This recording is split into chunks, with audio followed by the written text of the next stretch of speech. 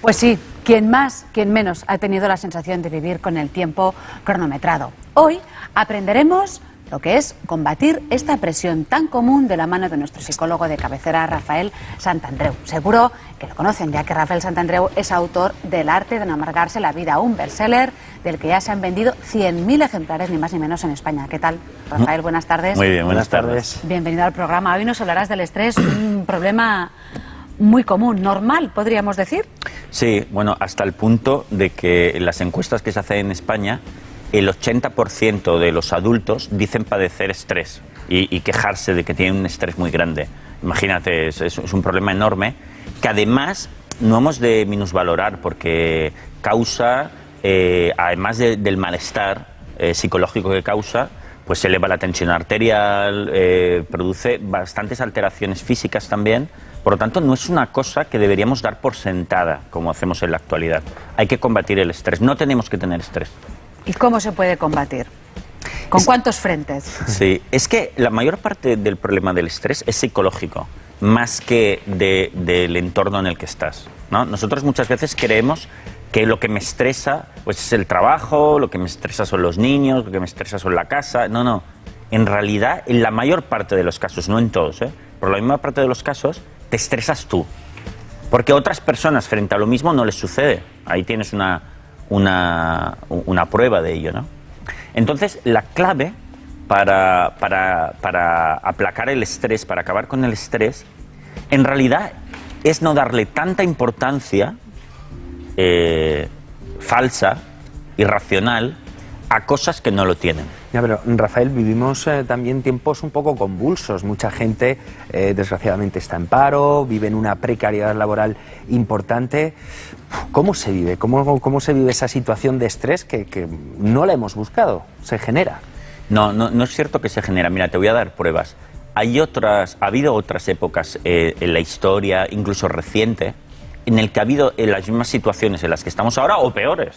Hace 50, hace 100, hace 50 años. En cambio, no había un nivel de 80% de estrés en la población, ni mucho menos. Por lo tanto, no es cierto que son las circunstancias externas las que nos producen las emociones. Somos nosotros, en gran medida, también hay unos límites, pero en gran medida. Pero fíjate, decíamos que es darle demasiada importancia a lo que hacemos. En la crisis del 29, te recuerdo, Rafael, la gente se suicidaba directamente, se tiraba por las ventanas. Hubo alguna gente que es verdad que fue una crisis tan severa, mucho más severa que la actual, tan severa que había gente que se suicidaba. Pero te aseguro que los índices de malestar psicológico no son como los actuales. De todas maneras, fíjate que estos índices de estrés de los que hablábamos ahora también estaban antes de la crisis, Cuidado, O sea, es decir, la gente se estresa mucho en su trabajo, teniendo un trabajo. La gente se estresa mucho con los niños. La gente se estresa mucho de vacaciones. Porque lo tengo que ver todo, porque me lo tengo que pasar bien. No te creas, el problema del estrés no está tan ligado al problema ahora de la crisis económica. Más o menos los niveles de estrés han aumentado muy poco, desde que tenemos el problema del paro y la crisis económica. De hecho, todo el problema del malestar emocional, depresión y ansiedad ha aumentado un poquito, pero no llega a un 10%.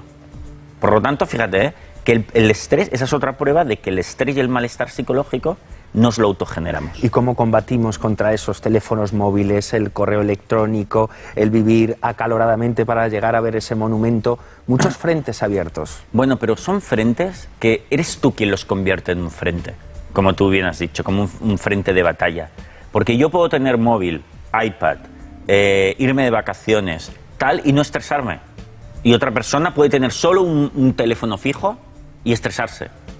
Entonces, el problema está en que como decía antes, le damos demasiada importancia a multitud de cosas que no tienen mucha importancia, que en realidad son un juego, ¿no? Yo te podría decir, Juanjo, ¿tú crees que tu trabajo es muy importante?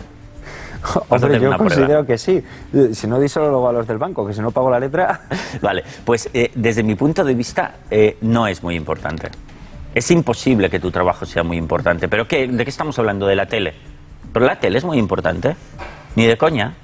Imagínate que desapareciesen todas las teles del planeta, que así como en los cómics, ¿no? Que viniese un malvado e hiciese desaparecer todas las teles del planeta.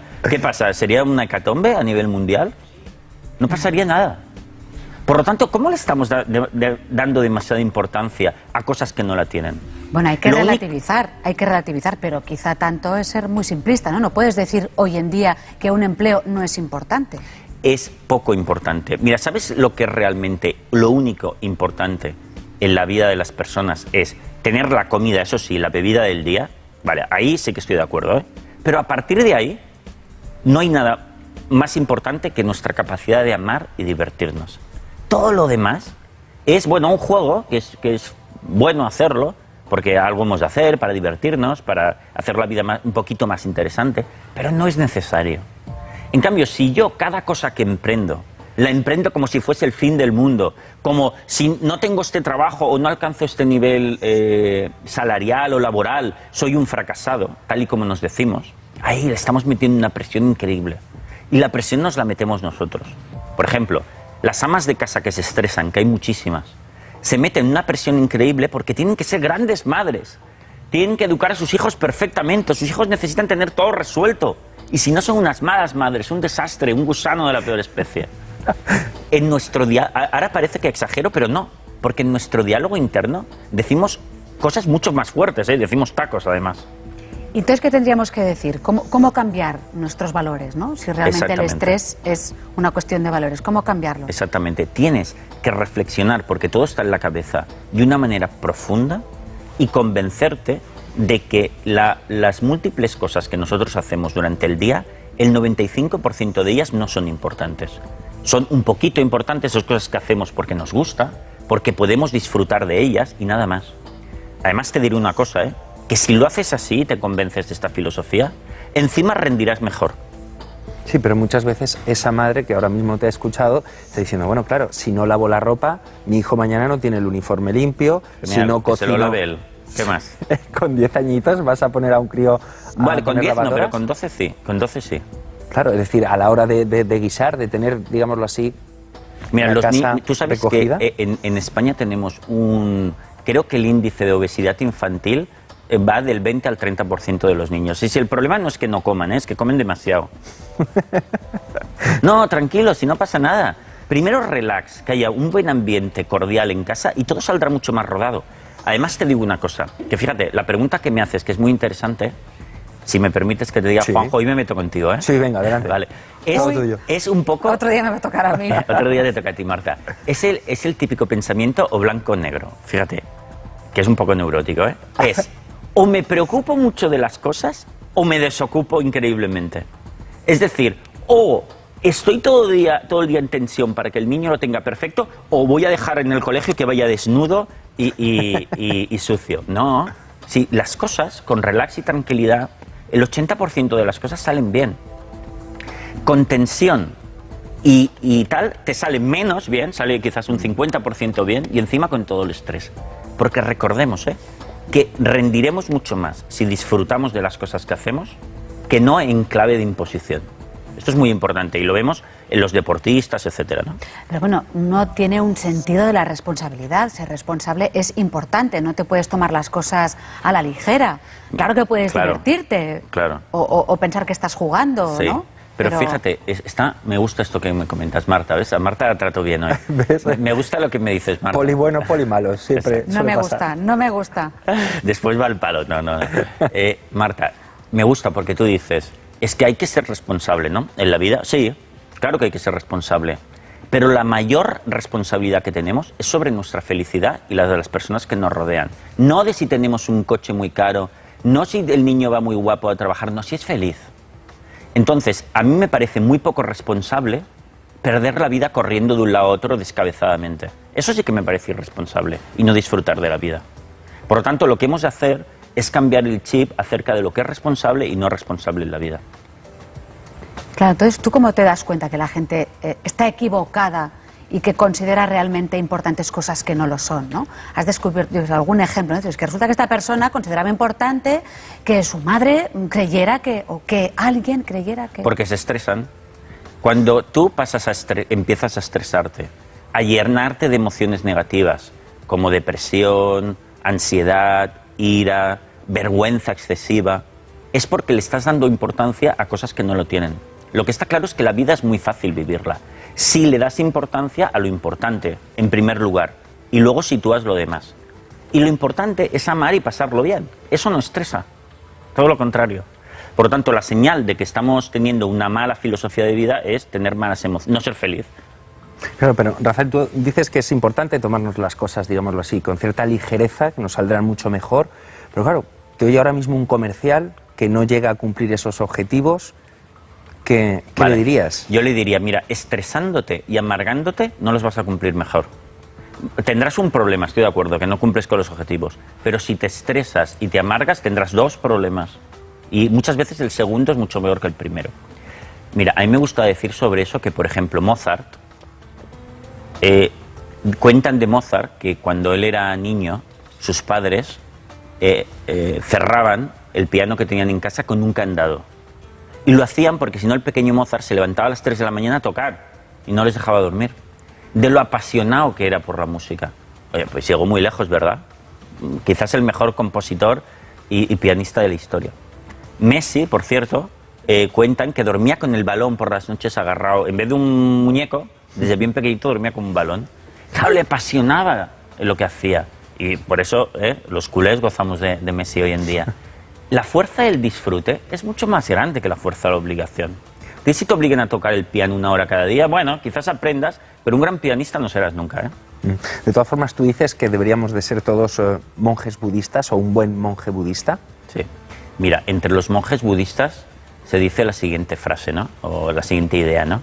Que un buen monje budista lo reconocerás porque es uno que hace pocas cosas, pero las pocas que hace las hace muy bien.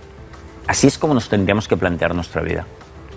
Pero bueno, en el trabajo, sobre todo pensando en el trabajo, está el estrés laboral que te provoca. Pues bueno, a lo mejor te puede provocar un jefe. Sí. ¿No? Que dices que no, es que a mí lo que me pasa Sí. es que me estresa mi jefe. ¿Qué puedo hacer? Sí. Bueno, lo primero es que, claro, nos puede estresar, puede haber gente a nuestro alrededor estresada que nos lo contagie, ¿no? O que nos imponga ciertas cosas, ¿no? Pero mira, yo sobre eso suelo decir que, mira, el dueño de tu mente eres tú. Si tú te amueblas muy bien, las neuras en general, de las personas que te rodean, te van a afectar muy poco. Las verás desde la distancia, no te las creerás, tendrás un poco les perdonarás, también entenderás que se les vaya la olla de vez en cuando, ¿no? Pero tú no se te pegará, ¿no? En el caso del jefe, pues le dirás, sí, jefe, todo saldrá, estamos todos a una, todo saldrá maravilloso, no se preocupe. Y luego tú trabajas intentando gozar, y es lo que hay. Entonces, y esto en relación a todas las neuras de los demás, ¿eh? A todos a veces se nos va un poco la cabeza y nos entran terribilizaciones, ¿eh? ¿No? Exageramos las cosas, ¿no? Bueno, lo que han de hacer los demás en esos momentos es, bueno, vernos desde la barrera, tratarnos con un poco de cariño hasta que se nos pase. Eso es lo que hay que hacer. Por lo tanto, Mensaje para el jefe. El mensaje para las personas es: amuéblate tú muy bien el coco y no te afectará las neuras de los demás. Claro, pero si te despiden por incompetente, ¿de qué manera puedes hacer para que no te afecte? Claro.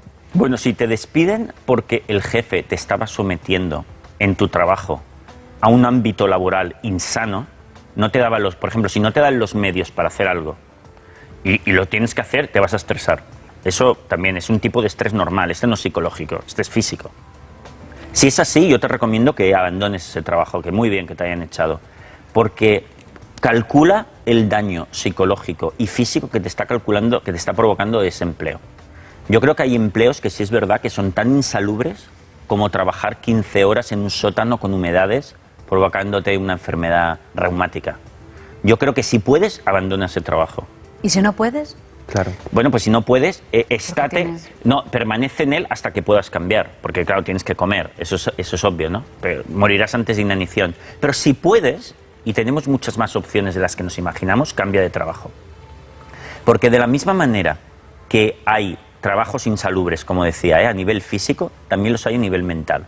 Y te aseguro que lo que estés ganando por ese lado lo estás perdiendo por otro, por la salud, que es lo más importante.